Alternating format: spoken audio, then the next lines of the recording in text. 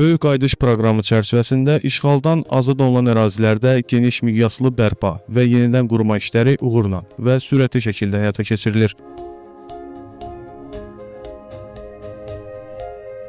Bu ancaq infrastrukturun qurulması ilə məhdudlaşmır. Bütövlükdə sosial-iqtisadi həyatın dirçəldilməsinə şərait yaradır. Yeni layihələr icra olunur, kəndlər, yollar salınır, illərdir öz yurdundan ayrı düşən sakinlərin qayıdışı təmin olunur.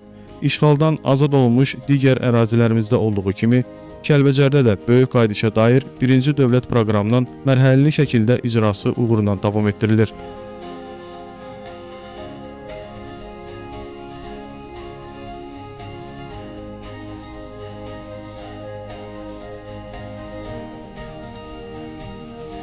...2026-cı il bizim üçün xüsusilə əhəmiyyətli il hesab olunur. Çünki bu il ərzində bir sıra mühüm obyektlərin istifadəyə verilməsi planlaşdırılır. Artıq Kəlbəcər şəhərinə ilk köçün təmin olunduğu 1-ci yaşayış məhəlləsinin 1-ci mərhələsi üzrə işlər tamamlanmış və 162 ailənin qayıdışı təmin edilmişdir. Kəlbəcər şəhəri ilə yanaşı kəndlərin bərpası istiqamətində də işlər davam edir. Bir sıra kəndlərimiz layihələndirilir, bəziləri isə artıq ekspertiza mərhələsindədir. 2026-cı ildə 547 fərdi evdən ibarət Zar kəndinin yenidən qurularaq istifadəyə verilməsi nəzərdə tutulur.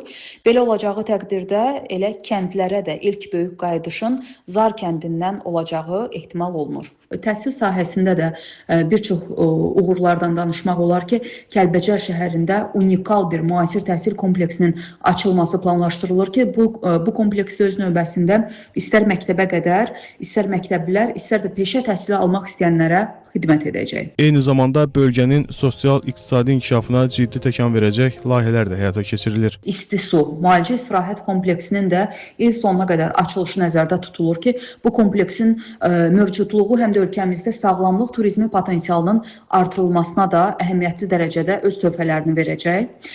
Bölgənin enerjisindən danışırıqsa əgər, xüsusilə yaşıl enerji strategiyası çərçivəsində Kəlbəcərimizdə bir neçə kiçik su elektrik stansiyalarının da müvafiq qurumlar tərəfindən istismara verilməsi planlaşdırılır ki, bu da bərpa olunan enerji istehsalının artırılmasına öz töhfələrini verəcək. Ümumilikdə qeyd etməliyəm ki, həyata keçirilən və planlaşdırılan bütün layihələrimiz böyük qayıdış proqramına uyğun olaraq ardıcıl və sistemli şəkildə icrasını il ərzində də davam etdirəcək. Heç şübhə yoxdur ki, 30 il ərzində yalnız bir arzu, işğal altında qalmış torpaqlarımızın azad olunması məramı ilə yaşayan Azərbaycan xalqı gələcək illərdə də sarsılmaz birlik nümayiş etdirməklə torpaqlarımızın abadlaşdırılmasına, doğma Qarabağa, Şərqi Zəngəzura yeni və xoşbəxt bir həyatın gətirilməsinə nail olacaq. Azad olunan hər bir ərazi öz yeni həyatına qovuşacaq.